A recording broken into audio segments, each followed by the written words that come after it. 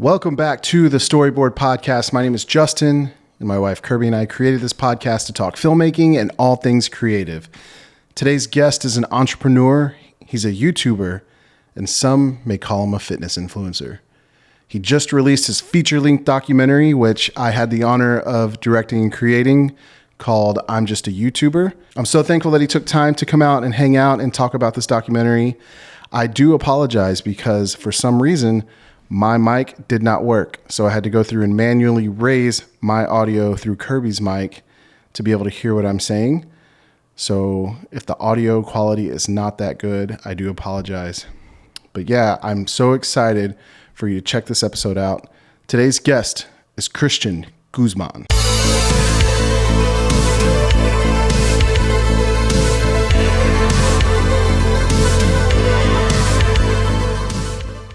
The doc's live. The doc is live. Yeah. How do you feel about it? I honestly am so happy it's getting the views and the eyeballs that it is. Because, just working on this new channel has been such a slow ram up. And, you know how, you can prepare your Instagram story to get, peak views? You, go silent for a few days. You, do this.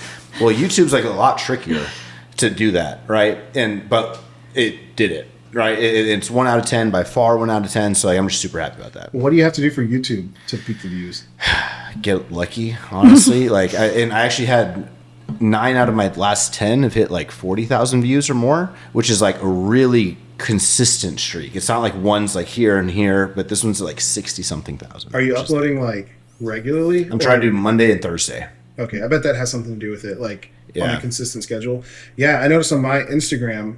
Normally, I'll do. He's been OCD about. Yeah, I'll get 100 views on my story, but if I let it expire and I just wait, like you said, a day or two. Yesterday, I got almost 1,000. Yeah, it's crazy. And you don't link anything. You can't repost anyone's thing. No, one photo, maybe with a poll, and you're good. That's why I've been not putting the link in my bio or in the story. I say go to my bio, link in bio, because I'm I don't want to damage any of the views, and it actually works. You get I've gotten 1,000 views and never. But I'm Instagram, if you're listening, they're not. But it's you want people to live in your app and spend all this time in your app, the most hours possible a day. So it's why are you punishing people for posting more? That makes no sense to me. Because for a while everything was the more you post, the better. Yeah. Post 10 times a day, repost everything, just basically be unfiltered through everything. And I feel now. It's no, we're going to punish you if you have more than... I would say with stories, it's the worst. Yeah. With IG story, it's the worst for sure. Yeah. It's annoying. I just quit posting for the first 3 months of the year. I was I don't care. But then, I don't know, just kind of... We started the podcast and just wanted to get out there more. And I feel now it's a completely different game with posting, with stories, even with Reels and TikToks. Those are 2 different worlds. It's crazy. Yeah, I took I'd say almost a month off. Not officially off, I would still scroll every now and then, but not posting. Well, I was spending way less time just on it, and it was actually really nice and made me want to come back. I think you've done that before, too. You guys ever tracked your screen time? Oh, yeah. I have the little thing turned on, and... Oh, you do? The limit? Yeah, where it's you've reached your limit, and I'm ignore. I don't have that. What, I know I've been 8 hours a day. Yeah, it's 8 to 9 for me. Yeah. It's bad. Yeah. I set my limit to, I think, 2 hours a day, but I always ignore it. I shouldn't say always, but I set it for all the apps, TikTok, Instagram, everything, and it combines it. So it's 2 hours combined. So it's 30 minutes on TikTok. Not a chance. Hour and a half I'm scrolling. Are you on TikTok? No, just Instagram shorts, and I do a lot of long YouTube videos still. Yeah. Okay. A lot. I do a lot of TikTok, late at night. I'm bad. That's your brain numbing. Rotting. Yeah. Yeah, I just turn it off and just go. I'll go for hours. The cool thing about TikTok, though, is that there's not really any pressure to... I know this sounds weird, but as a creative, you don't have to make anything because you don't really post on TikTok. You literally just consume it. But it's stuff that's not... It's not... Me and my Chinese spy. But it's not even film related, which I think is kind of why you like the brain rot, because it's just random. It's you'll watch this random guy walk up to construction sites and pretend to be a foreman or the most out there stuff. I'm still watching RuneScape videos on YouTube and a lot of drawing videos because I think in a few years I want to get better at art again. And just like I watch skills that I want to get good at, but still don't practice. Like I'll look at guitar videos. I look at basketball practice videos. So one day I can practice. Like I can't practice now. Hey, you had James Harden come to the gym. Yeah. Got it in the doc. Yeah. I haven't seen it. Go check That's it such a good brain break, though, to be able to like pivot from what the majority of your brain is consumed To then be like, by. oh, how do I shade this apple? Yeah. You know? Like, You're already so good at that stuff, though. yeah, but there's like levels, you know. Do you actually still draw, sketch, like for I fun? did for like a week or two, and like I bought the pencils and everything, and like I invested probably a few $100 in like pencils and like the charcoal, and I just did it. But I think I just need to like take my sketchbook to places with me and just like not be on my phone. If I can get my screen time down 3 hours, I'll start drawing. Yeah, that's 3 hours total. No, if I can get it down 3 hours. Down 3 hours. 3 hours total. from 9. Yeah. Yeah, it is hard to because it's like when is there a convenient time just to pull all your stuff To out? sketch and not work on the businesses. I don't know. Yeah. It is good for your brain though. Probably a lot better than TikTok rot. Yeah, definitely. So what are you working on now? Like all the businesses, I know 3D is big. We're just talking about that. Alpha Lead, obviously, the YouTube stuff going on. That's like, what else is there? Businesses are like kind of, I think right now I'm putting a lot of my time like on my fitness again, actually, but like in a different way. But it's like a prep, same structure, same like discipline, but I feel good. So I'm like, how far can I push this? You know, so I'm trying to see like how lean can I kind of get and still like feel really good and like I feel great. So You look great. Like you definitely look like Athletic. but healthy in like a sustainable way, you know? Thank you. Yeah. What are you focusing on now? Like you're not stepping on stage anymore. No stage thoughts or no, not even thoughts. Like not even plans, just not even thoughts. Yeah. It's just like I'm only eating whole foods. I'm taking supplements 3 times a day, and it's like all custom for my blood work and stuff. And like I'm doing blood work every quarter, and I'm doing cardio like 5 to 6 days a week, training on a program. You know, just super. And even like on my workouts, it's now I have a dedicated warm up. It takes me like 15, 20 minutes. A dedicated like post workout like stretches and stuff that I'm just all like, you know, like this and stretching and all this kind of stuff. But like that, it's taken a lot of time in a good way. And then for businesses, I would say like Alphalete obviously is like most time consuming, but then I would say 3D is the most exciting right now. And then just it's like revamping. We're about to launch it. With Alphalete, we're about to do our rebrand, introduce all the new stuff that we kind of like been working on. And that's all kind of happening same time. And then the final thing is April 15th, our boy Nabil comes back. What? Yeah. April when? 15th? 15th. No way. Yeah. It's recorded. We've got He's video. coming back. 85% chance. Coming back, Nikhil? He's coming. You didn't tell me? He's coming. He's coming. way. Yeah. That's so He's exciting. coming for like 60 to 90 days. Cool. He's going to stay with us. Thanks from the blessing from Heidi. I was like, hey, babe, so like, what if, I just really want to get back on the content, you know? Yeah, like, yeah. What if, Nabil, I think that'd be good for you. I'm like, fuck it. Yeah, it would. Yeah, He's like a mouse, though. Like, Oh, yeah. he's like, you don't even And he'll have a car this time, so like I really am not worried about it. I feel like he'll be totally He can fine. also come stay with us anytime he needs. Like if he needs That's like what to my parents rest. said too. They're like, oh, hey, Yeah. can you stay with We us? just I'm like, hop around. no, I want him to stay with me. We're gonna be fighting over him. Yeah, that's cool. That's awesome. But he's coming so we can like focus on content Mm-hmm. and like try to grow followers like with short form, mainly short form. Because like YouTube, I've been doing 2 a week like on my own now Mm-hmm. for like a year plus. You film and edit Film yourself. and edit, yeah, crazy, right? That's crazy. That's impressive. I know. Like, it's I was going to ask you when you were talking about your routine, like your workout routine or whatever, how much you feel like that affects your ability to think creatively and have more of a structure in your day. You feel like that's like a huge part of it, right? Or having like a staple that you're like, this is my... I find like if I don't have something I'm kind of really like have to do and want to progress in, that's when I just don't really have much motivation. Yeah.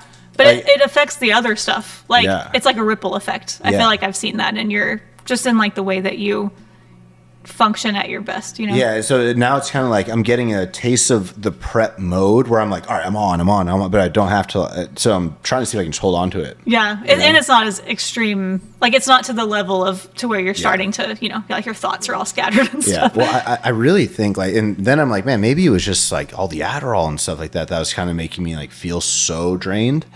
So like we were just talking about it, me and Heidi. I was like, or she was saying, she thinks that if we like backtrack to 2023 and we did everything we did in the doc again for like 7 months, she thinks I would have done it so much better if I wasn't on Adderall. Yeah. And at the time I was like, no, I just have to I have to have it to do everything. But I believe also I think I could have done it way better. Yeah. You know? Yeah, I got a prescription in like 2017, and I mean, you get stuff done. Like it locks you. Well, it was at a time that you were doing all those editing projects, and you had to be locked in for hours at the computer. A lot of editing, but man, like, so I would have the high, like the peak, whatever, and then the crash was so bad for me. Like, I literally had to be in a room by myself, or I would just be so short-tempered. And after like literally one bottle of it, I was like, I can't do that again. No one can be around me. It was crazy. Yes, but I was like that for like a while, and then I just I felt completely normal on it, off it, everything. So I was like, oh, yeah, shit. That's crazy. It would have been interesting to see you do that whole year like this. Yeah. You know, like stable. Not that you weren't stable, but like your energy stable. Not mentally stable. Well, you seem just so content. Because you were either like boom, high energy, or crashing. High energy or crashing. There was no like coast. And I think honestly, the hardest, looking back at a lot of the photos, like putting that carousel together today, I think just like having so many people around all the time was a lot. Like, and that'd be a lot for anyone. I didn't feel that like at the premiere. I didn't feel that really until I just watched the doc back for the first time in like a year, like a few days ago. And I was like, man, there's a lot of people around. And it's like, it was all the doc team, all the the YouTube video team, Harry shooting photos. It was just like, and Alpha Elite team. Yeah, it was just so much. Yeah. And like, I think that was probably looking back, I think just having that many people that I wanted to be with and hang out with and talk to and like have my own, relationship with was like just too much. Like, and for someone like you need to be able to like recharge, because naturally you need that like alone time, and I feel like you never really got that other than when you were like sleeping.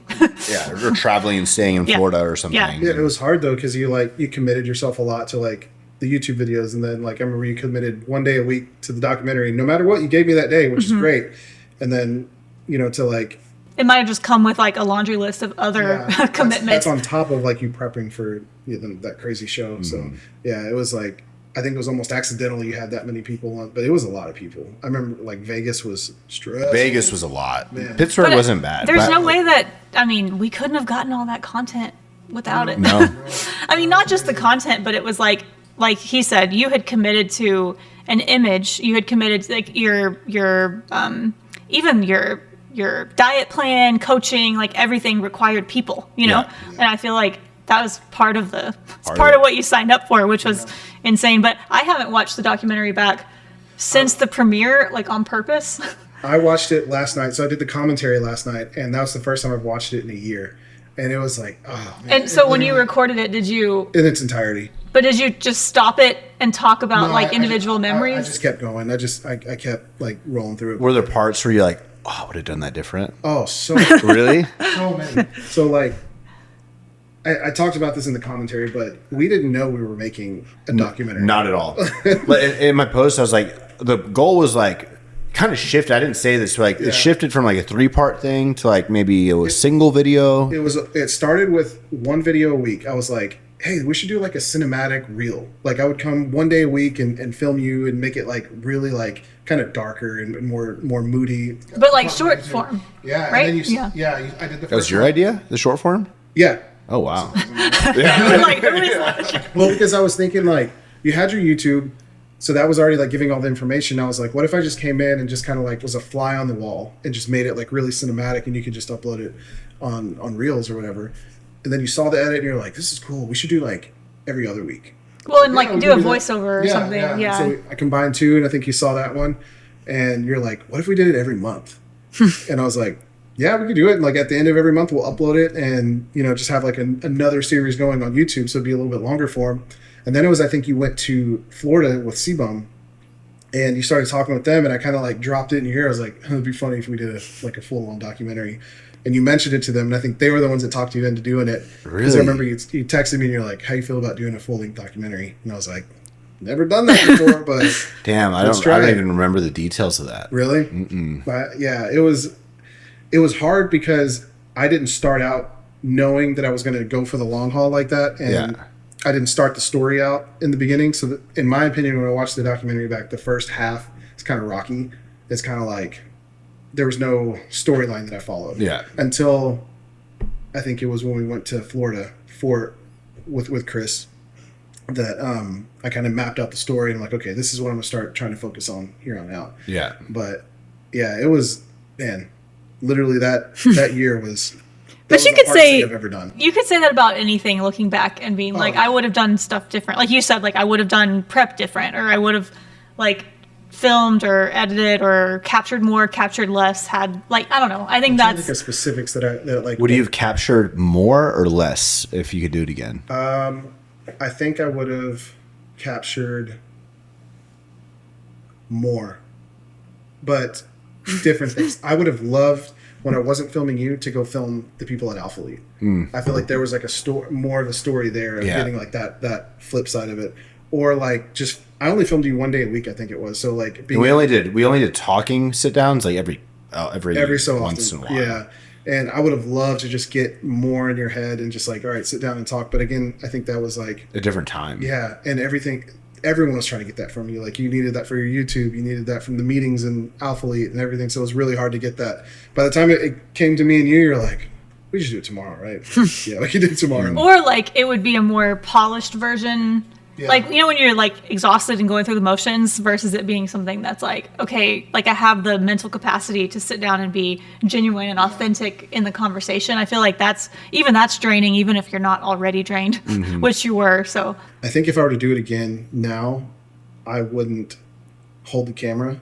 I would bring on 2 other people and have them hold the camera, and I would just like direct the whole thing and like see the story from the outside looking in versus like trying to actually like manually like get the shots and everything like that, because I got so focused in on the camera that I feel like I'm either missed certain things or I was just like worried about making like a cinematic image.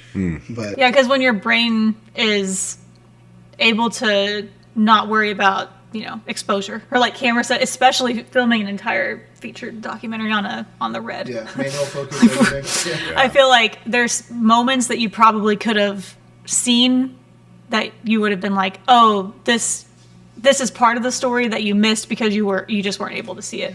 Yeah. But it was really cool. Like I felt like we got really close in that year. We traveled the world, saw. I think we got the closest when we were in Florida in like this laundry room in the gym. That I wish I had that. That I think every time I watch that documentary, I'm like, that was the conversation I needed and didn't get. What was that? Replay that in your mind. How did that go? We showed up. Oz came with me. Let's just put my gun up. Oz came with me, and we got in really late. And you were doing laundry. I was doing laundry. Yeah, so I go in there and you were just like, you hadn't talked to anyone, I don't think. In a hotel? Yeah. Oh, so it was like the public. The home two suites. Okay. So it's like the public laundry. Yeah. Still to this day, we joke every time we see one. Home two suites. Every time we pass one, we're I just found out there's one here. We're like, home two suites? We got a kitchen. Yeah. But yeah, you were. You hadn't talked to anybody. Like you literally nobody at the office or anything like that. And which I was grateful that you were willing to be open to like have me come there and film you. But yeah, I just remember you were going through a lot of stuff with the business, with your prep. And at that time you were buying the ring for Heidi, but no one knew. So you were like kind of like all this stuff going on in your head. And you were just, I remember you were in there, you were doing laundry and you're just like unloading Like everything was just like everything that was going on in your mind was just coming out. And the whole time, I still remember I was like, man, I wish I had the camera. Wish the camera was rolling. Yeah, I wish it was, because that was the most real I think I've ever seen you in my life. Yeah. And that was really good. But I agree. I feel like that night. I think that was like I'm just overloaded. Yeah. And then. But there are moments that I feel like. Oh, I do remember. When you have a camera, sorry, just going in, like I wasn't there, but going into that it's like you have to ask yourself, what's more important? Is like telling the story more important, or like being here for a friend more important? You know, like you have to. Not that you wouldn't have been there with a camera, but it's different. You know, it's different whenever someone just needs to like vent or something. Yeah, I remember having the conversation with you about like friends, like the friends that. I remember specifically telling you need to have friends that you don't pay, and that are not in this world. People that are outside of this like fitness world that you can just talk to and get it off your chest and everything. And I think that's when you and Chris got really close too, because you opened up a lot to him and to Calvin and all them. And yeah, that was a good trip. And that, like, in my head, editing the documentary, I knew that was going to be like a turning point in the whole story. Which it ended up being whenever you wrote, like when we were in the conference room and you had the big like timeline and you have like the arc and then like the turning point, it ended up being that, like in the editing process. Yeah, the scariest part was like, I don't know how I'm going to resolve it, because I knew like where it was, but I didn't know the outcome. Like when you're filming, you didn't know what the outcome was going to be, but it worked out great. Yeah. You proposed and it worked out good. Yeah. What about you? What do you remember from that night? I just remember like that Florida trip in general was like a really needed kind of. I just remember feeling so burnt out in Houston, like so burnt out, even though I wasn't really there that much, and just like I felt like there was no quiet place in Houston, like anywhere. So I felt like that was like my one quiet room. It was like I got to kind of get comfortable there, got to get my groceries, just like literally got to sort of be alone. And it had been years. So, I mean, I don't even know when I've been alone, really. I think you were there almost a month, because you were there before. It was like 2.5, 3 weeks. Yeah. Great, You were there like an entire week or two before I got there. I was there for like 4 or 5 days, and then you stayed a little bit longer afterwards. Yeah. Stayed for a while. But that's kind of what I said earlier. Like for someone that needs that battery recharge, I feel like you weren't prioritizing letting yourself have that, even outside of your own YouTube channel and stuff like that. Like you weren't at the time. Or maybe it's one of those things where you're like, well, I don't have time for that. Like I don't have time to take a day where I don't speak to anyone, you know? And I think that's why you probably felt so, like it was so needed. Yeah. Yeah, I think Florida was huge. And I think when we went to Dublin, I just wasn't like as in it yet. So like that was like not as early on. So like that was a little easier. But that was also a lot.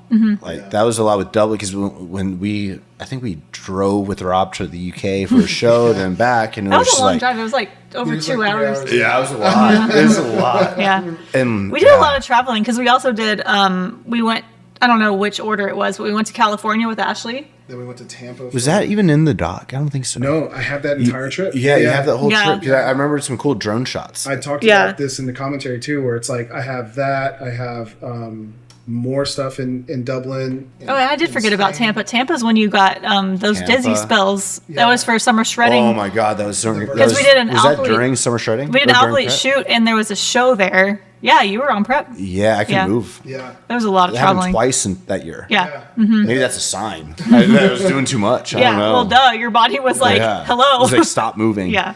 Yeah, but it was really hard because I had so much footage and so many cool places that we went. But like whenever I was editing, you look back and you're like, what is moving the story along? Yeah.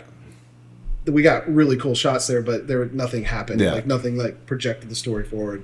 But man, yeah, that was still one of my favorite memories. Yeah. Driving down the was it the Pacific Coast Highway, listening to Morgan Wallen Sunset. Oh, in California. Yeah. In Ashley's He's Porsche. coming in June. Is he really? Yeah. You want to go? Yeah, I'm down. Let's go. I'm down to go. We saw Oh, that would be really fun. Los Only Boys, and we saw Theo Von last week. How was that? So good. So good? Was yeah, was I've he never actually Toyota been to. or- It was in College Station, College Station. at Reed Arena, like their basketball stadium. I listened to all of his podcasts. His too. podcast I is really so like good. them. Yeah. He's Yeah. like, honestly, obviously, he's like That's like what inspired us to start this, is because we got to where we were listening to him every time they came out. Yeah. But man, We didn't I know. was crying, like crying, laughing. Literally, he was so funny. We didn't know how we were. I have never been to a stand-up show ever, like any comedian. And I was like, I don't even know what to expect, because like, I love Theo for his podcast because it's just him being him. And I wasn't sure if I was going to enjoy it, because I was like, oh, it's like a tailored version of him. But it was incredible. He does it in a way where he's like almost having a conversation. You almost feel like you're listening to a podcast. Yeah, it was so good. If he comes back, you got to go check him out. Damn. But but back to the doc. That was definitely like the hardest. I say hardest, like the most difficult thing that I think I've ever done. Still to this day, like that was a mountain of. Was the hardest thing piecing it together without an initial storyline? That was very hard. Yeah. And then we had a 2 or 3 week deadline. I can't remember. It moved a few times. Yeah, it was literally like your show. Pittsburgh was whatever date in September, and then we had summer shredding where we wanted to premiere it at. And it was like a 3 week gap. Damn. There was 2 things that couldn't move. Yeah. Like we couldn't move summer shredding, and it was like the premiere has to happen when everyone's in town. But then the other things that were the only thing that was flexible in between was like, okay, if we have 3 weeks, what can we get done and what can we not get done in that 3 weeks? You know, as far as like professional sound and all that. Yeah, so that's why I brought Nabil and Oz on. Man, we had the best, like literally like some of our favorite memories. We could not stop laughing like the entire But it's because it was one of those like everyone was sleep deprived, and you know, whenever you just feel like drunk, you're just like I know. Like it's like no one's making any sense. But it was also hard for me because I was like, I have a double-sided, like it's like I'm these people's, like I love them, I'm their friends, but at the same time it was my job to make sure it got done. Yeah. And so I had to always be the person that was like, get it together. Yeah. Because I knew it was never going to get done. Like I knew that in that mode of everyone's rolling on the floor, you know, laughing and like incoherent, I was like, we're not making any progress. Go to bed. Yeah. I think I actually did make Nabil sleep, like make him, like literally like pull him off the computer chair and be like, you have to sleep for, I'm setting an alarm for like 2 hours or we something. were doing like 24-hour shifts. Like we would edit for 24 hours and then probably break for about 8, get some sleep, and then do another 24 hours. Yeah. Wow. Like straight. It was insane. I mean, looking back now, it was fun, but in the moment, it was I don't know if I ever stressful. told you about the first cut of it. So like basically I broke it up into 3 sections. Had him or Nabil edit 1, Oz edit 1, and I edited a section. It was act 1, 2, and 3. Yeah, and in my head I was like, okay, I'll explain. This is what's supposed to happen in act 1. This was supposed to happen in act 2. This was supposed to happen in act 3. We could put them all together, and it didn't work. Oh my goodness, It was bad. I literally like He panicked because he was like, he panicked so far that he was like, we're not releasing this. I was like, this is terrible. It was like it just. He was like, call Christian, cancel the premiere. Which one was like? Was it they just didn't flow? Yeah, all together. You know those YouTube videos that you watch where like nothing happens, but it's just a lot of footage of like someone just. Was it it like a doesn't go lot anywhere. of Ireland cool shots and then a lot of just California? Everything I shot was in it. Like every week, because this is where I learned that you have to put in what moves the story forward, because I put everything in it. Yeah. And I was like, okay, California shots are awesome, but like nothing happened. So like I didn't want to cut it. I was like, we flew all the way there. We spent the time. We shot it, but taking it out made it flow a lot better. Yeah. Taking out half of Ireland made it flow better. And I knew I wanted to focus on the shows and like leading up to the shows way more than like all the cool traveling we did beforehand. Yeah. Even though we got like the coolest shots.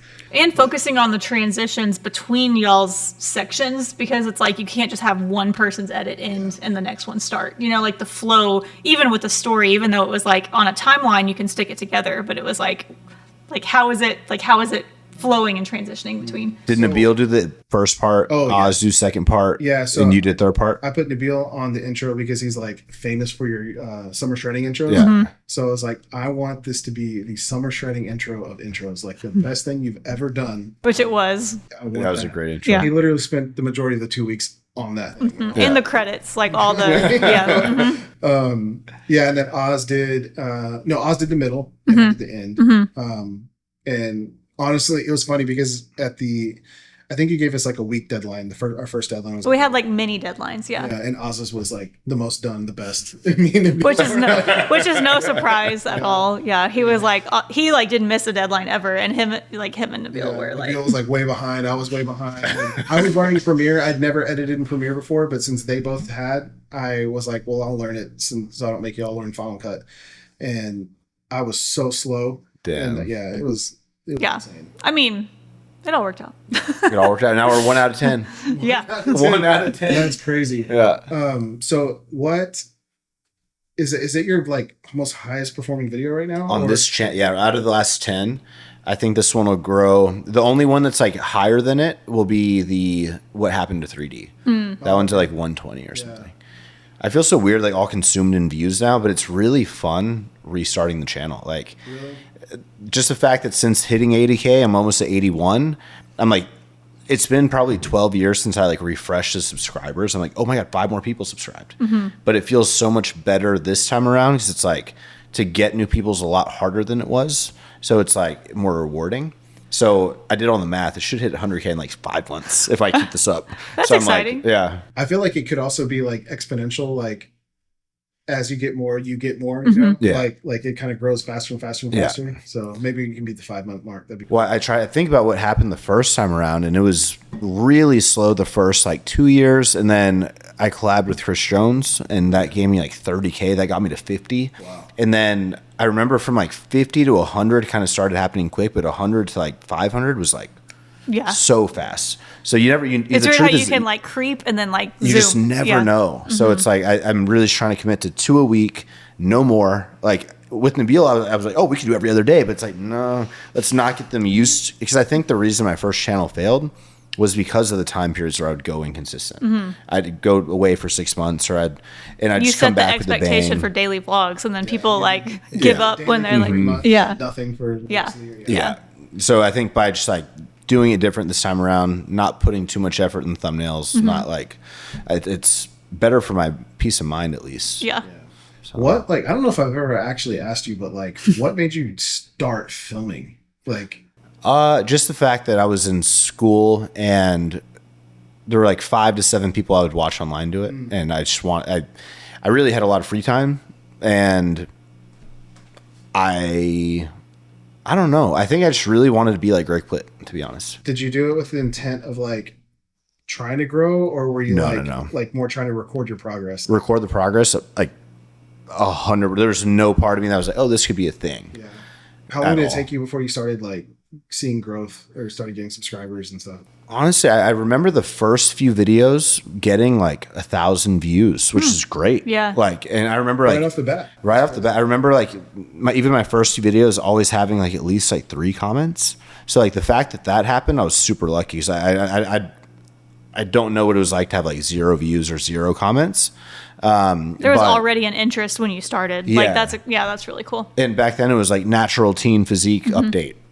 Like, stuff like that. So it was not even, hardly talked in the camera, but I don't know, that just kind of got me into it. Yeah. That's crazy. Yeah. I didn't know that. I didn't know if you ever like started just like, oh, like progress update type thing, or if you were like trying to vlog, because, like, I think it was around the same time that Casey Neistat and all those people were like blowing up. And a little before. A little before? Yeah. What year did you start? 2012. Oh, 2012. Yeah. I don't know why I thought 2016. 12, bro. That's great. Yeah. That's a long time. You're 13 right now. Crazy. And you're still going, man. Yeah. Isn't it crazy? I always think of this, like when people try to think about, oh, should I start that channel or should I like do social media? Like I always point them to you, like what you've built, like because of with 80,000 subs. It's insane. Yeah. And it's insane. Like you just, when you go to Alpha Land or you like see whatever, and it's like, all this exists because we have a platform to like express ourselves. Like you can express your point of view and other people care about that. Yeah. And they support you and you can like change your life just with like your phone. It's Yeah. insane. I think there's like so much to say about, I feel like we say the word community too much on this podcast, like needs to probably get toned down, but it's so like it's weaved into everything that we do with like our filmmaking stuff. And we had our film festival, was it last weekend?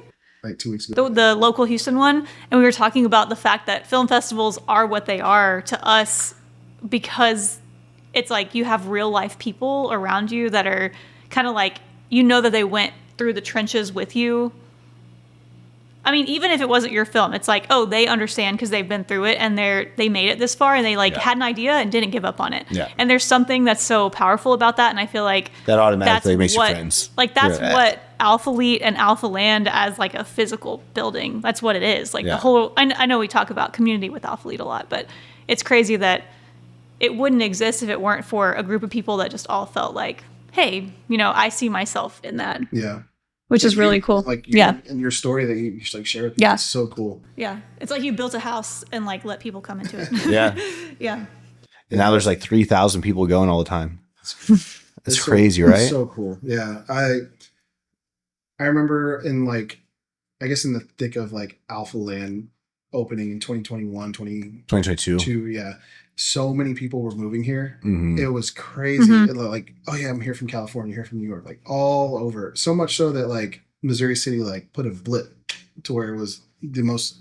I'm still convinced. Like most moved to. Still convinced in Texas that the reason that all that stuff in Stafford, all the apartment buildings, Chipotle, like all the new stuff that popped up like next to Alpha Land in Stafford is because of Alpha Land. Like I fully believe that. When you trace it back, it's because of Alpha Land, but because like. You decided to pick up a camera one day. I know it's like hard. Like I'm not trying to like. It's just been so many years, I think, and now I guess like in the back of my head right now, I'm just thinking like, man, I hope I can pull it off again because I really feel like now I'm talking about my second time around. You know, because it feels like though it's all built and everything, like I don't know. And this also will always tie back to when Alpha Fleet's not doing as much revenue as it did in peak year. It's like, fuck, like you just feel like you're like not hitting the same that you did in 2018, 2017. I mean, in 2017, every video would get 250 to 400,000 views. Yeah. Can you imagine that now? Like I in the moment, you don't even realize like, you're like, oh, I want 500, you know, like, but now so many things have evolved, including you, to where it's like, you can't track it the same way that you could. Like it's like you said earlier, it's not weighed the same, you know? And it's like you can't look at certain numbers and be like, oh, this equals success because it's like maybe there's one person on this new channel that's watching that's impacted more dramatically 100%. Than 100 people on the other channel or something. And I think that's you have to like give yourself like 60,000 views feels like 500,000 felt back then. Yeah, exactly. That's why like, I'm so happy with the documentary how it's doing because it's just a different age. Yeah. So cool. Different time. It makes me feel good too because I'm like, people care about longer form. Yeah. You know, like, it's bro. And the average watch time is like 19 minutes. That's the longest any video's ever had. I've been hearing, like I listened to a podcast with the CEO of Patreon. I don't know if you've seen it, but he talked about how, again, with the community building, longer form is where you build your community. Like short form is where you like kind of cast a wider net and you like let people know about you. But like podcasts and longer form stuff is where you actually like build your people and your fan base. Yeah. And he was talking about how like TikTok and I guess Reels now and stuff are kind of like killing the follower and the subscriber, and everything is like you don't get subscribers anymore. And is this with Colin and Samir? Oh, I love them. I was on that one. And I love them, but they also stress me out because I'm like, oh, fuck, it's too much data. Just trying to absorb everything. It is. It's cool. I mean, it's a lot of data, but at the same time, it's almost like you need to hear it because no one talks about it like they do. Yeah, and the fact that like, if anyone out there is ever thinking about doing it, now is like the best time to do it because you don't have to have 200,000. Whenever I'm listening to them, I'm like, what? Tell me the secret. What is the secret? Yeah, like, what is the secret? I listen to them when I run. Really? No wonder it's stressful. Sometimes, yeah, right. I'm like every day. I'm just like, God, I gotta grow. And but I think that's when it's fun. Yeah. You know, like, but. Yeah. As long as it stays fun, because when it's no longer fun, that's when you have to take the pressure off and be like, make sure that you're staying true to doing things that you're enjoying, that you believe in and your heart is behind, because I think people can see through that, especially these days. And like what you were saying with the long form stuff, like you're not going to get to know someone in a 15-second reel, but you really get to know what they care about and what they stand for in a 2-hour podcast or in a, you know, in like a long video. And I think that if you're not always showing up, I don't know, authentically, that people will see through it. That's one of the things, like when I was watching the podcast back yesterday, I was like, man, like this is really you. Like anyone that... Oh, the documentary, you mean? Documentary. Anyone that watches that is maybe new to your channel or whatever, like you get the full picture of who you are, which is really, really cool. And I don't know. That's hard. It's hard to do. It's hard to show up that way. It's very like vulnerable. You ever thought about starting a podcast? I thought about it, but I'm not much of a talker. Yeah. I'm like, especially like being on the Don't Be Sour, whenever it's like, Christian, bring a topic. It's like, Like, I just want to chat. I'm just here to kind of, Just mediate. just kind of chime in, you know? Yeah. But Watching the documentary back, like, what was it like when you saw yourself? Because you said that like things are so different now. Like, bro, I'm not going to lie to you. Like, I almost didn't want to watch it back. And this is how I feel about my old channel too. I was the same way. I still to this day, like, don't like to go and watch. Cause like, I guess like when I thought about watching the doc back, I'm gonna be like, God, I'm gonna be all cracked out. I'm gonna be like all like not, and it wasn't, but it really like, I didn't get that vibe. And I think there was one comment that was like, oh, you're so much better now. But I really thought that 80% of the comments would be like, we're so happy you're not competing. We're so happy you're moved on from this kind of stuff. And kind of like, I guess, over like the grinding CG, you know, and like ready for this next. But and I was kind of getting stressed out. Like, man, I feel like a year and a half is just so long to go by that I feel like a whole different person. Like, and that's such a good thing, though. It is a good thing. Yeah. And that's in my caption. I was like, I'm more proud of like now kind of the growth. But yeah, I guess I was just super getting kind of like, I don't want people to, but I also now I don't want people to look at that or hear me say that and be like, oh, he's cruising now. Because like that's not the fact at all. It's just like it's a different type of like approach. Yeah. You know? It's a more sustainable approach, I feel like. Yeah. Yeah. Did you watch it back? I watched the whole thing back. Yeah. And I watched it on the day it released. Okay. Yeah. And I was so in it. Like I was actually just like so invested in watching it. Yeah. And like I could tell like a little bit where I just kind of slur a little bit more, and like you could see like the inflammation in my face and stuff and things like that. But talking about cracked out, one of the funniest watching yesterday, I forgot about this, but the funniest like I guess scene was when you're doing the eggs and the breakfast. I'm all like, yeah, I'm like, God. That scene, I'm like, oh my God, what am I doing? Like making breakfast and like getting the Wait, groceries where? out in his kitchen. He was like getting the groceries out. He's Oh, but in my head, you I'm like, walked to Whole Foods I walked to Whole Foods like an idiot. in a hoodie in the summer. So I was trying to look cool. Yeah. So I remember I had Nabil edit that. And he just busted out laughing so hard. I think he was just had sitting there headphones on. watching it. Like, what is he doing? He was like, look at this. He can't get himself under control. It was weird. Yeah. But that was you. Yeah. Bro, that's You were me when I had frantic. to be somewhere. You Yeah. know what I mean? Like, Yeah, just- I just got to get it out. Yeah. So then like stabbing your fork full of food. Eating just like You were like rushing somewhere. Yeah. I mean, well, you were always rushing somewhere, but And it's crazy, but like, shit, got to get done. Like, Yeah. that was a peak moment where I was like, God, slow down. But it's like, but I can't slow down because I have to be somewhere. yeah. So you're not Yeah. like that anymore. You slow down a little bit. I'll say like I'm definitely spending a lot more time at home, and I think like by having the fitness goal that I currently have and like working with this, like it just requires me to be so locked in that like I have to be home to take myself. And I'm just way more effective at home instead of like running around. Yeah. You know, Yeah. like so much, and everyone else is more effective too. You know, so it's nice. But what a cool, I don't know, that's such a cool milestone to be able to see. Most people don't have themselves documented to look back and be like, look how far I've come. Like, Yeah. I feel like most people don't get to see that. And I feel like that's so cool that you can like physically see like, wow, like that's the state I was in at that point, and look at me now, you know? Yeah. Like the whole week I've been telling her, I was like, man, I just don't want to come off like that. You know what I mean? She said, I'm just so different. But she goes, no, it's like you did so much and you juggled so much. I'm like, yeah.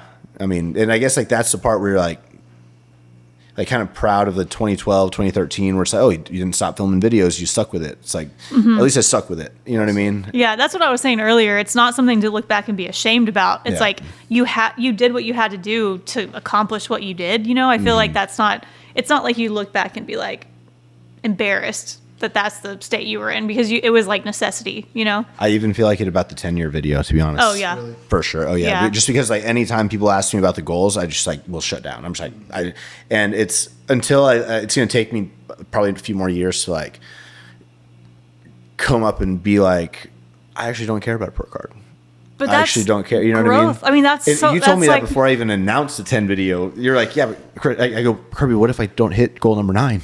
You're like, so what? I'm like, no, but I have to hit the goal number 9. I remember just being like, always, just as a friend, always just being so like, I don't know. It was always so important for me to remind you that it's like 10 years is such a long time for personal growth for anyone, no matter like what you're into. And it's like thinking the person that I was, even me speaking personally 10 years ago, like couldn't even form thoughts. You couldn't create goals for yourself 10 years ago. That's what I mean. And it's like you can't put yourself in a box and not leave room for like for change, evolution, you know? Yeah. And I think that, I just think it's such a good reminder for people to be like, it's okay to change your mind. Yeah. Like stop trying to write everything in stone. And it's like, I love how, like, and I'll use a pro card one as an example, but like, I loved how my reason to try to get a pro card was because I never believed in myself. I never thought I could actually do it. So it's like, let's give it a try. I love that. Yeah. But I'm not willing to put my body through what it needs to do to get that pro card because I am still fixing all the consequences in my gut and in my body, my fertility.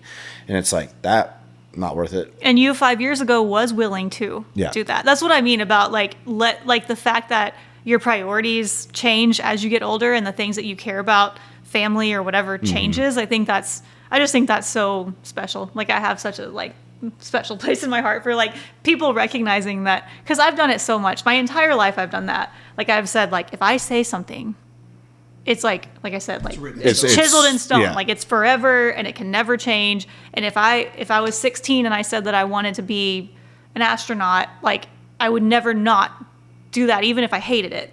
Or like if I wanted to be like a doctor and go to medical school, I could hate every second of it, but I would never give myself permission to be like, I don't love this, you know? So I think it's just really freeing whenever you realize like, I'm growing, I'm changing. You can have ice cream constantly. for lunch, you know? Like, yeah, and one day I'll be 50 and I won't care about the stuff I care about now, you know, or new things, yeah. And it's cool. Like I think you watch the documentary back and you see all of your flaws, but I think what people see is how you overcame those things and you still like push through to try to do your goal. And I think they really saw you in there because I know you said, oh, that's not me. Like, yeah, I'm not like that anymore. But like, I think you can see beneath that. Yeah. Like your heart is still you. Yeah. And I think that's what other people see versus like the frantic getting groceries out. Yeah. That's the best way to put it. It's like, I just kind of felt like, oh, fuck, we got to go back. And I feel like, even to me, bro, like the old channel, like as soon as we finished filming the doc, I shut down my old channel.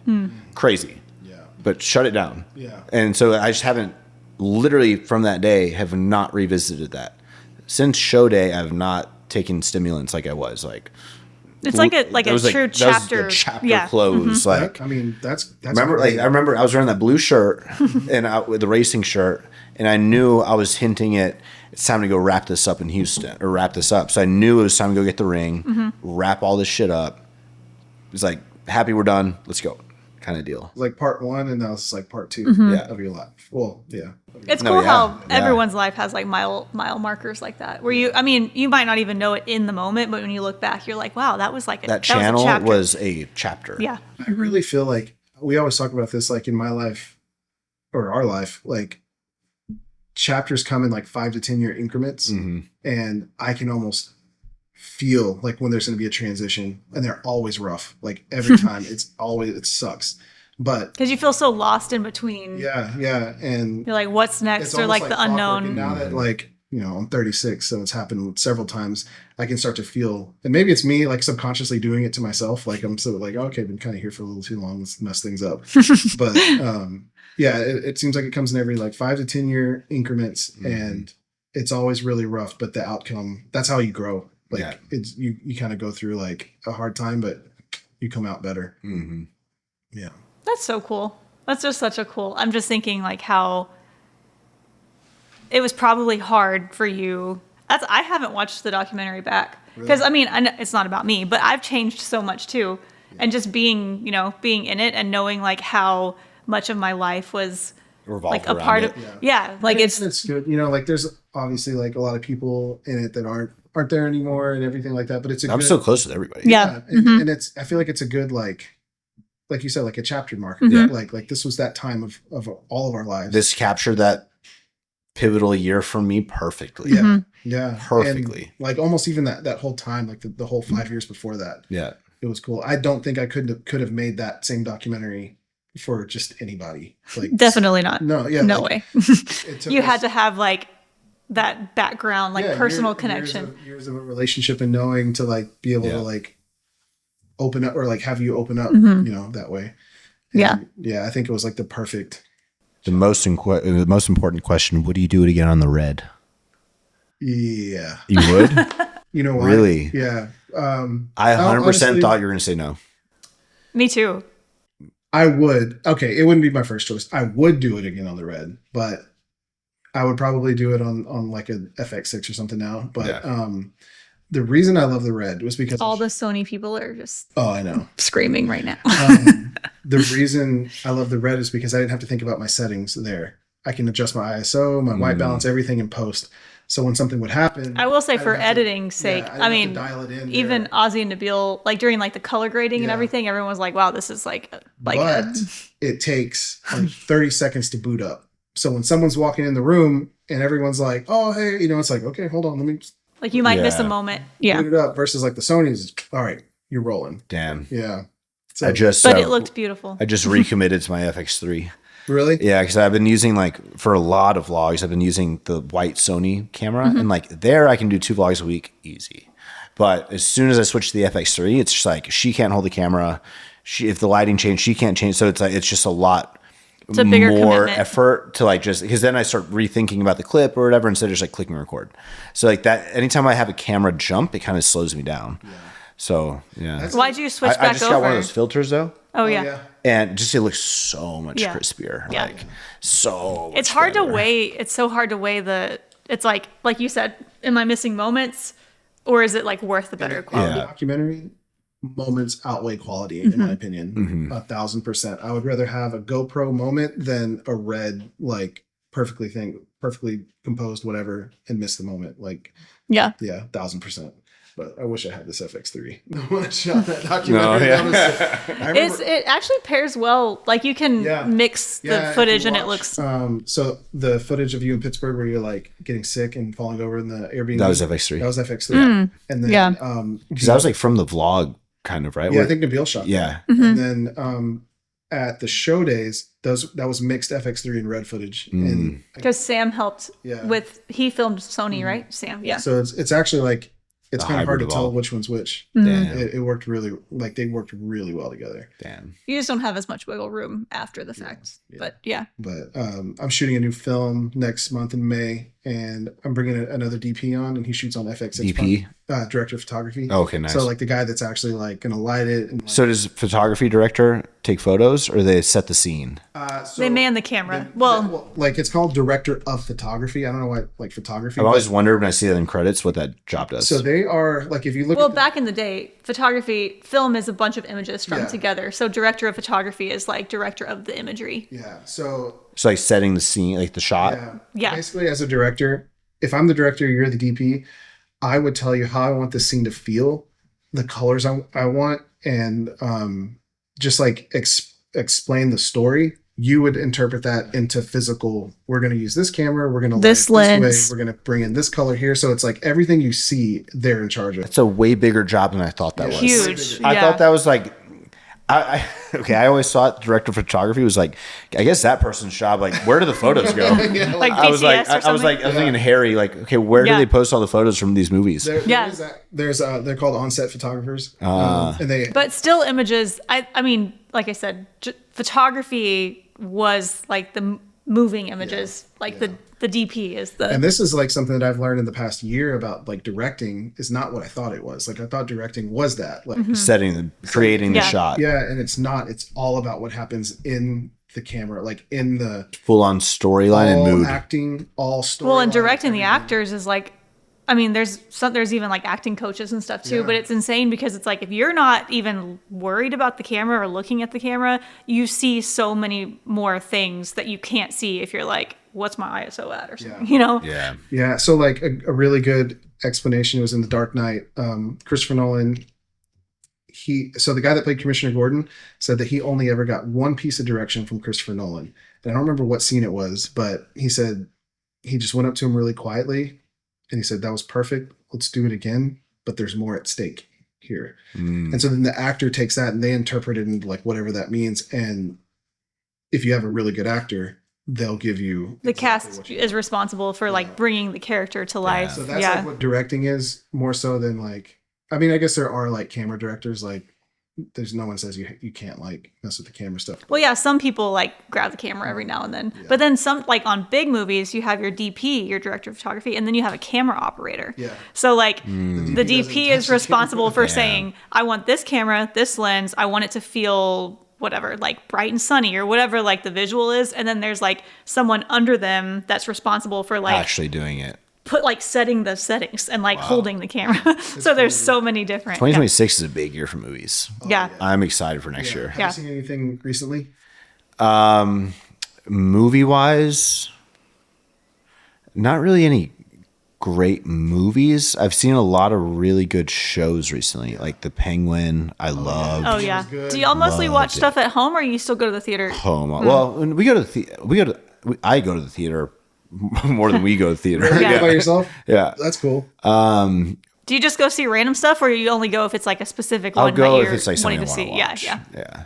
Because I don't like going if it's not going to be in the IMAX or Dolby. Oh, seats. yeah. So if it's not one of those, I'm like, oh, no. I don't want my back all like, Yeah. But online at home, I watch everything as soon as I can. I watch a lot at Yeah. home. Yeah, Penguin. Did you watch Severance? Severance. We talked Severance. So You're not good. done with it? No, almost done. I got like 3 more episodes. Are you like hooked? Yeah, I will say like I see why like it's so hookable, but to me, I prefer like Penguin or even like Daredevil Born Again. That one just came out. It's like really, really good. John Bernthal's in that as Punisher again, right? He acted like crazy good in his scenes. Wow. He's coming out in something Oh yeah, new. that one with the Mr. Robot guy. I think him and The then Amateur. like Yeah. him and Josh Brolin are probably 2 of my favorite. He's an underrated actor So, for sure. Yeah, I met him once. Punisher? Yeah. Oh shit. Mm-hmm. I was with Jason at a Comic Con, and we were in the backstage area, like in their green room.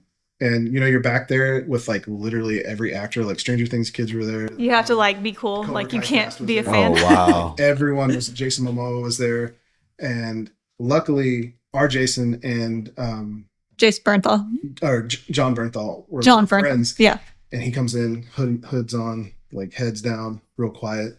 And he was filming Punisher at the time, so he was like starving himself. He was really, really skinny. And he comes in and he's like, "Hey man, I want you to meet my friends." And he walks up to us and he's like, "Hey, what's up?" He's like, "Any friend of Jay's a friend of mine." I'm like, He was like trying to keep it cool. That's the one time that I've like been starstruck. Even more than meeting Jason Momoa. Yeah. Because he's like John Bernthal's such a good actor. Yeah. He's like one of my top. I think he's top. Yeah. Him and then I like Josh Brolin a lot. Yeah. He's really good. Just that voice. Mm-hmm. So good. Did you watch The Goonies way back when? I haven't. No. Well, I had never seen it either, and it came back out in theaters for like an anniversary thing, and we went and saw it in the movie theater, and I was like, it's still incredible. So like he's a kid in that movie. Yeah. So he's been at it a long time. You know what I just saw from Christopher Nolan on the plane over here was Dunkirk. Oh yeah. Wow. On an airplane.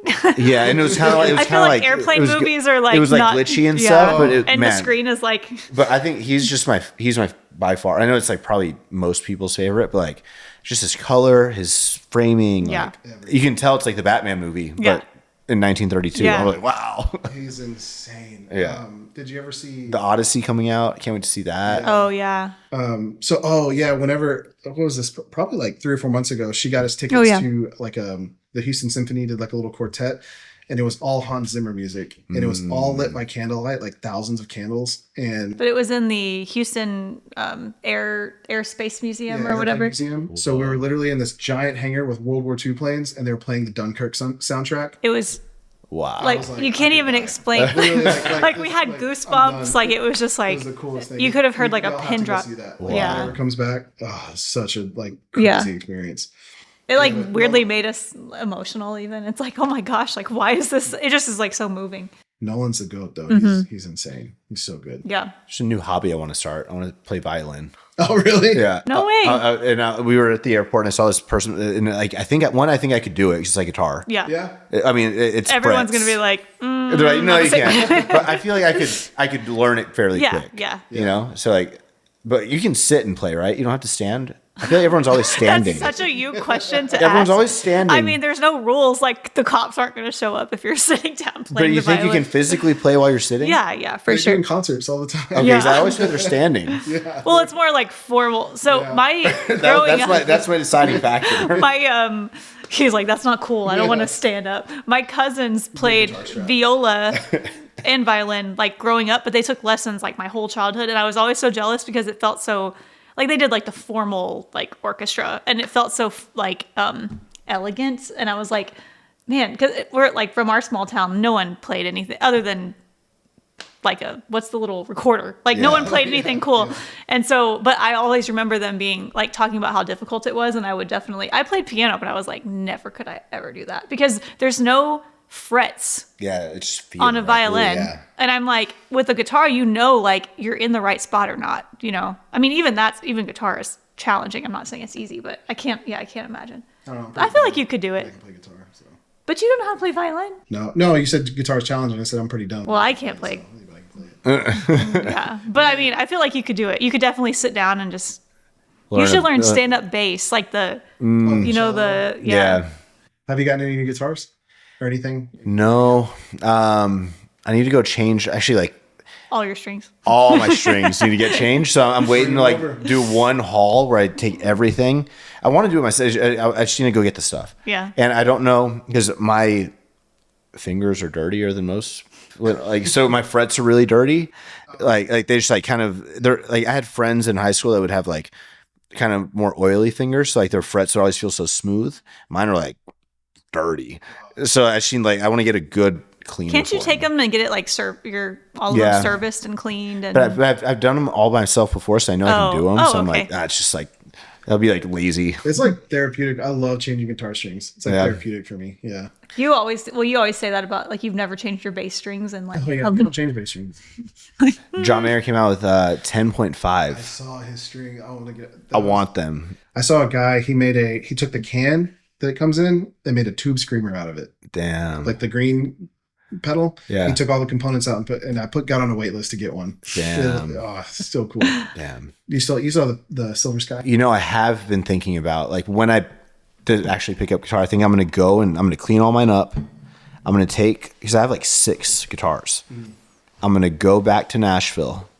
Take me with you. I'm going to take all my guitars with me and I'm going to trade all of them in.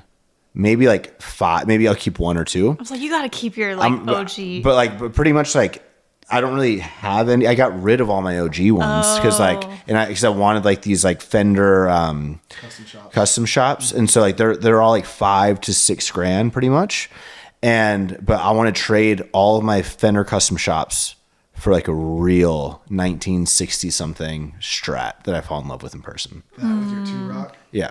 That's what I want. So that's going to happen. Oh yeah. Yeah. It's kind of a good thing And that then you've I'll start already practicing. Yeah. It's kind of a good thing that you've already.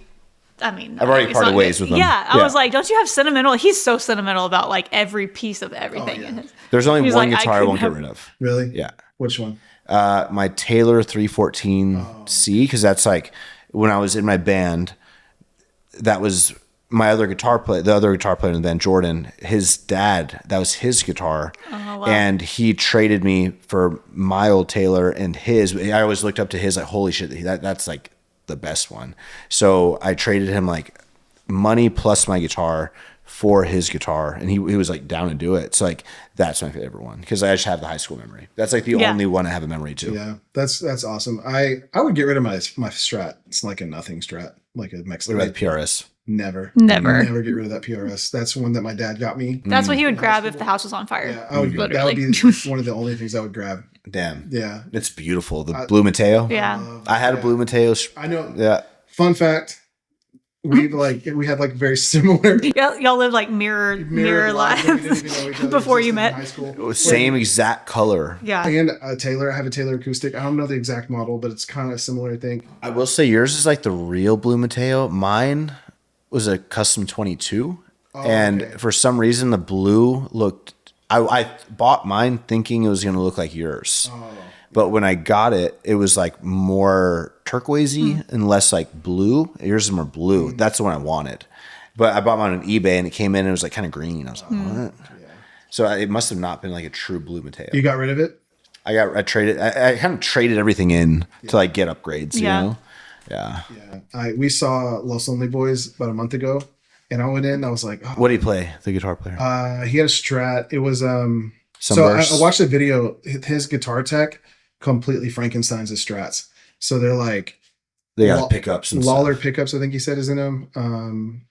They even have different necks. Like he changes the necks. He changes everything. It was such a good show. They put on one of the best shows I've ever seen in my life. Wow. And you would have loved it because they went on these like, I don't know what, I guess it's like long solos, but they would just play and just stop singing and just play. Like, and you could tell that they were kind of like improving or whatever. And they're just like so in sync. Yeah. No in-ear monitors, like no click track, they're just up there vibing. Three brothers up there just jamming for 20 minutes. And like the whole crowd, I mean, I guess it was like an older crowd. But everyone that was there obviously was just like really into everyone was just like zoned in. And I haven't been to a concert like that in so long. Even like when I saw Polyphia was like he's super talented, but it was kind of a boring show. Yeah. But this was just like, man. It was cool to see them. Like they played their hits, like obviously, but it was just cool to see them not just playing like the songs they're known for on the radio or whatever. But I would have loved it. He's like, I forgot how good of a guitar player he is. Heard John Mayer's coming out with a new album. Really? 2026, like this year or next year. Wait, through where? Through the grapevine? Did he announce it? No. It could be totally fake. I'm like, you heard where? I mean, he's about due for one. Yeah. Yeah, it's been a bit. It has been a long time. Yeah. What was the last one? Sob Rock? That was a good one. Yeah. You went to the same concert we did, I think. Yeah. I think I've seen it 6 times. Yeah. We go literally every time he's in Austin or Houston, like whichever, we've gone to every single show. Yeah. He's still on my bucket list. Him and Posty are 2 people I want to film. To shoot with. Yeah. Like, I'll be good with music if I could. Posty's, well, he was just here for the rodeo. Yeah. But if I could blend music and film together, that'd be match made in heaven. I'd do that. You get to do the that a lot Rhapsody on collection. There we go. Oh yeah. Oh yeah, that was that was our one. Yeah. I was like, I'll do the music, guys. Don't worry. I still love those. It's still such a good collection. The videos came out so good. The photos came out good. I love the it's just bad timing. It just wasn't the right timing. Yeah. Yeah, bad timing. But I mean, you get to do that on your films, like combining film and music with like the score. Yeah. So it's based about a musician, and he. You want to be in it? Yeah. Well, we need extras. Count me in. Yeah. So what I want to do is I want to write the full feature and then like pluck the scene out, shoot the scene like really high budget, and then try to get funding for the full feature. Nice. Use that as like a pitch, kind of. But it's basically about a musician that. Is that how that pitches normally happen? Yeah. Like they get a sneak peek. There's so many ways. Well, now everything's changed. Just like everything else, everything's changing. Like studios don't fund movies anymore. They want it like finished, like a product. That's wild. Like Peanut Butter Falcon. Have you seen that? Oh, that's such a good movie with Shia LaBeouf. Oh, so good. That's what y'all. If y'all are like up late tonight, y'all should watch that. Peanut Butter Falcon. Yeah. One of the top movies. Basically, that's what they did. They wrote the feature script. They took one of the scenes and they filmed it for like $40,000, like a lot of money. And made like a short version as a proof of concept. No intent putting in festivals or anything, just to solely get funding. And they showed that to Shia. He saw it and he was like, I'm in. He signed on from that, to act in it or to be the lead. Yeah. When you get a star to attach to your script like that, then that's all of your buying power. Because then you can go to a studio and be like, I got Shia signed on for that this. Makes sense. People are more likely to like invest and put money behind it. Yeah. So that's what I want to do. With probably like a lot more likely. Like probably it's probably like you either have a big actor or you don't. Right? People go see movies because of who's in it, like way more than what the storyline is about. Yeah. Imagine if I, came to you and I was like, oh yeah, I got Christian Bale like officially like contracted in to be the lead in this next film. Yeah. You'd be like there's going to be support. Return on your investment there. Wow. So yeah. That's actor game, huh? Yeah. How much is a good actor? Usually what do you consider good? I mean, budgets, like that's what they go to, like for the movies. And the less you can get away with it, with horror. Because horror, all you gotta do is just scare the crap out of people, and you can put people that don't have a big name. They'll just go see. People like to get scared. They'll just go see a scary movie. Yeah. But like all the big studio, the big movies that are like, it's sad whenever someone gets put in a role that they're not the best fit for, but it's just to bring people. It happens all the time. Well, where it's That's- like, bro, it's like that's a we're just debacle. putting this person here because they have a name, and it's like even if they don't fit the character or something. You guys go see it? Yeah. You did? I wanted to just because it was getting such. I bad actually reviews. enjoyed it, but It wasn't as bad as they made it out to be. It was bad. Like, God. It looks so fake. it's very It looks so. But every How do you movie do- looks how like they're that getting now. worse Every- and worse yeah. and worse. 500 with the marketing budget, right under 500 million. Yeah, That's insane. What? and like, well, all the stuff that happened, you didn't even like. No one even saw the trailers and waiting stuff. for the They moment to blocked say it this. from. Yeah. On the podcast, but like the soapbox I'm standing on right now is give 500 filmmakers $1 million Yeah.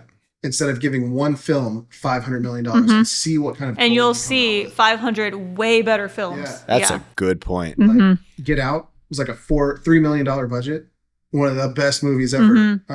Talk to Me, Yeah. the one with the hand. I don't know if you saw that one. It's like a $2 or $3 million budget. Amazing movie. And all the crowd reviews or like the feedback is all consistently showing that people want original stories. They want to see movies that feel like you're actually watching a movie and it wasn't like made in AI or like in a, like the whole thing was filmed in a studio. Yeah.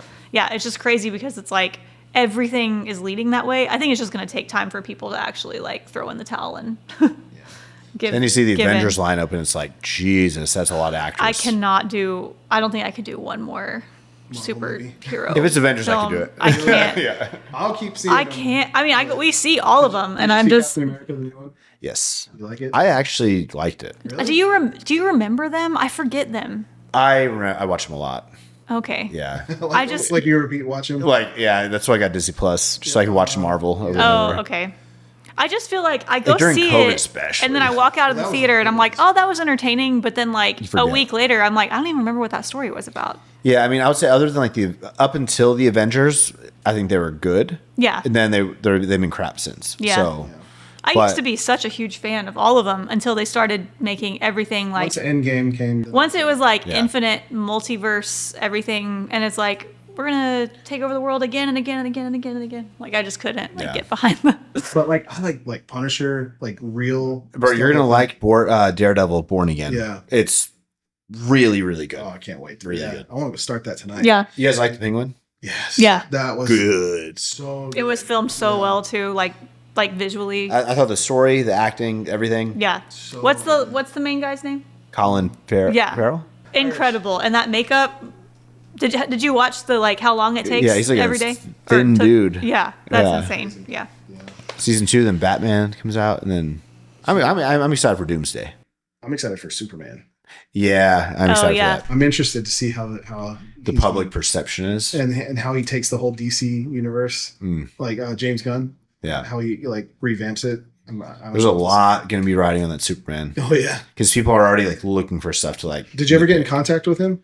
I tried. No. Never. Oh, and that's the guy that was wearing he- Alpha he was League. wearing a Yeah. lot of I DM'd him like when he first sent, and then I DM'd him again like last month. Nothing. Nothing. Too big time. Hey, at least he was wearing it in some of the Yeah. the- Yeah. That's so cool. Yeah. Yeah. Man, we rambled. I know. this- I was like, I don't know how long this has been, but we can wrap. Had no structure, but that was fun. That was Yeah. so fun. Yeah. We're gonna catch up. Thanks for coming in, man. No, It's of always course, fun to man. talk to somebody else that is also creative minded, but like Yeah, my plan was to get you to talk more about like your creative background and like because you're We did a little you're music such a- and, you're like, an the artist, drawing. and Yeah. that's one of the things that like I love about To this day, the only thing I've ever won is Best Artist in Fort Bend. hey, that's impressive. 2009. Was it for like the fair? Yeah, like I Fort won Bend I did the County? fair. Like, I always placed well. I think I entered the rodeo since like second grade every year through high school. That's And good. so that one, and then I did a few. I won like Best Artist in high school, Dallas. for Do you have the 2011. ribbon still? You should put it in your office. I'm in the yearbook. Oh, for Best cool. Artist, yeah. You should cut it out and put it in your And there's a Yeah. picture of me with all my artwork Frame it. behind. It's like I painted my dad, drew all my friends behind me. I'm like, That's cool. That's That's cool. cool. Yeah. Yeah. well, guys, thank you so much. Yeah. you. Thanks for coming in. Do y'all go to bed super late now? No, actually the opposite. Well, I've been really tired. Yeah. I've been going to bed like 8:45. Oh my gosh, you're an old man. Yeah, she's in bed by like 11. But I'm asleep by like 9:30. I think we like now. Do you wake up super early? Yeah. I mean, Just naturally. I haven't yeah. had an alarm in like a year. I just wake up at That's like good. 6. You've always been a morning person. Yeah. Oh, I wake up so happy. Yeah. I wake up and I'm like, I remember when we go like wherever, you'd be like ready to go. I'm like, hold on. I'm like addicted. Yeah. Like I really, whenever it's like the last few hours of night, I already get excited for my coffee in the morning. Oh, you're a coffee guy drinker now. Yeah. You are I have different. stevia, You've definitely just my hazelnut. swung from. And the second I wake up, I'm walking to the coffee machine. You're like turning into the old men that like read the newspaper like with their cup of coffee at like 6 a.m. Oh yeah, it's like too dark outside, and I'm just like, I'm ready for everything. Like, come on, son, hurry up and come up. And 8:45. Crazy. Yeah, It's that's barely dark then. yeah. Yeah, I think we're in bed by like 11 now. Yeah, 11 midnight. That's better. Yeah. Oh yeah. To what it, compared to what it You was. still have your notification silenced till like 11 a.m. By the way. I don't know what it is. He's lying. I go, he's sleeping. No, like No, he gets up earlier, but I think that because it even does it to me, it's Yeah. like his phone will say, certain people will say all day my notifications. Just Yeah. I don't know what. Yeah, I'm it like, is. all right. Yeah. you should just turn it off. That day you tried to call though, I did. I wasn't asleep, but I had it silenced. Yeah, it always says that I'm silenced. Yeah. I don't know why it says that. Haven't updated my phone to the new iOS though, because I heard the real. Well, your phone's very old. Oh, it sucks. Yeah, It's terrible. I'm still on the one like from. You're like 2 or 3 back. Yeah, Yeah. I don't want to get the. But, Yeah. Yeah. Well, cool, man. Thank you for Of coming course. on. Yeah. It's fun. Oh, we need a thumbnail? Okay. Yeah. I've just been taking just smiling. You sure? Oh, okay. There. Cool. Should I smile here? Reflex. Which one?